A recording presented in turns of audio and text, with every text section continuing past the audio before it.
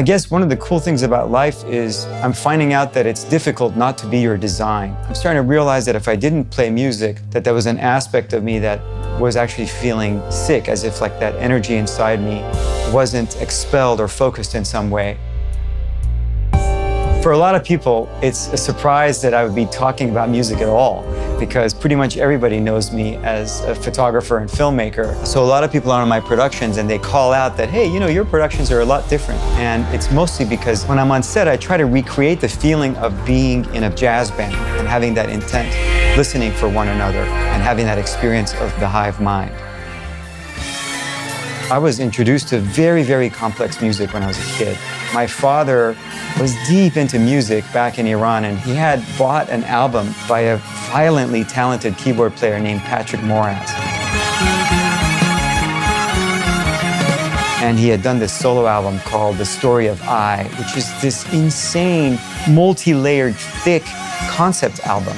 And when I was about 7 years old, I had found this album in my dad's collection and started to listen to it incessantly. And that really oriented me towards a unique musical landscape and experience, and it pretty much formed my life. So Patrick, if you're listening, you have to say yes to me interviewing you, because I want to talk about that album.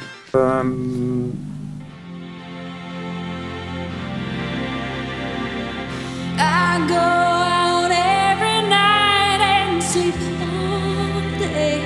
But recently, with the passing of Sinead O'Connor, there was something that woke up inside me. I found myself diving into Sinead's videos, and I guess that's one of the beautiful things about powerful people is that their energy animates other people even when they're gone, and that's kind of what happened to me. If you do your job properly, which is be yourself and conduct that relationship with yourself and your soul honestly, then people will hear that in your music and get the message, which is be yourself at any cost. Yeah. And later I stumbled on the video of her, which was quite disconcerting, talking about mental health. The mental illness, you know, it's a bit like drugs. It doesn't give a shit who you are. I was also experiencing a particularly dark period in my life. And in a weird way, being exposed to Sinead and her interviews, it was as if she had given express permission for me to make music. Do you have a certain obligation to the people that follow you to kind of try and give them the right messages? No, I've always felt songs for me represent my conversations my soul and myself have with each other. It was a way of conducting a relationship with whatever you call it, that some people call God or the Holy Spirit or Jah or whatever you call it. And I had this overwhelming feeling that I had to do something musical for me and not have the audience in mind. So in that sense, Nothing Compares to You made sense for me. I had been hiding behind the fact that I was untrained. And what I mean by that is if someone liked or didn't like a piece of music, I could always lean back and go, well, I'm not trained. And I thought, well, what if I didn't do that anymore and I really sought some kind of mentorship around music? I experience music and really all forms of creativity as if it's just coming from above and it has nothing to do with me, and it's my job to move out of the way and allow it to channel through. But I remember when I was a kid, I would set up these 16-bar chord progressions. It was the first time that I had an experience of what I would call God energy or the creative force of the universe. As I'm playing, I'm like, kind of become an observer to my own body, and I'm going, wait a minute, I didn't learn this stuff. This what's coming out of my fingers on the guitar neck or on the keyboard, I didn't learn this. So I would just instinctively look up and go, wow, you just animated me. It's a form of dishonesty to not turn that energy into what it's meant to be. I reached out to Anthony Constantino, and he is a music mentor. What I found out was that Anthony's actually a music therapist. Well, that's composition lessons. It's okay. That's the combination. It's therapy and a little bit of music on the side. And I remember him hearing the Sinead piece and going, unpredictable and yet inevitable. The way that you rework the harmony and use it in a way that recontextualizes the meaning of the song. And then all of a sudden he's like, but this section here, it sounds a little bit more untrained, a little bit more amateur, where she sings a diminished arpeggio. What is that? And he's trying to teach me about pivot notes. The way that I like to think about this is through the use of a pivot tone. What the hell is a pivot note? When you hear a diminished arpeggio, you can't unhear it. It gives this like huge gravity to the piece of music, and it's just like really sticky.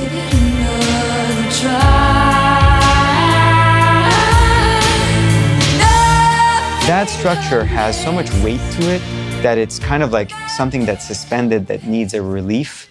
And he's like, you know, you did exactly what she sang, but I really want you to go back and challenge yourself and do something unusual.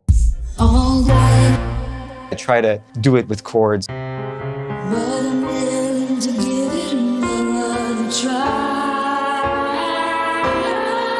then the Oberheim bass is.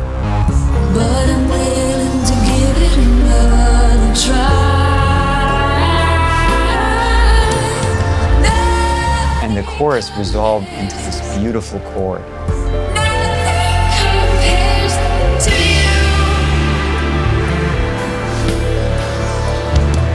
And I have to say that when that happened, I felt such a sense of relief. And for some reason, the piece felt finished. And it was so satisfying to kind of experience the solve. Right. So it's like a half diminished 9 chord. Okay, I need to learn what a half diminished 9 chord is because I love it. And I remember early on when I was experiencing remixes, I'd heard the remix of Yes is like Owner of a Lonely Heart. And basically someone had just sped it up and then put it to a techno track. And I'm like, you know, that's not what I want to do. For me, I want to create a completely new musical landscape that's full of surprises and that completely recontextualizes the original vocals into some new experience. When I'm making a remix, it's a little bit of as if I'm overlaying my consciousness on top of this other person's consciousness. People are musical in so many different ways. Some people see the notes on the ledger, some people hear melodies. For me, what happens is I have to deliver my body to the tool. Or in photography, whether I'm holding an iPhone or if I'm holding a bigger camera, ultimately the object and what's in front of me ends up informing my behavior. So when I'm writing music, sometimes I have this kind of feeling of discomfort, right? Oh, I have to make something, okay? But I don't know what it is. I haven't even heard it. And I'll just kind of deliver myself to the stuff or the piano or whatever, and just start noodling and then happen on a sound or happen on a shape. Almost terrifying form of discovery, because 99% of the time, I don't know what I'm doing or where it's going.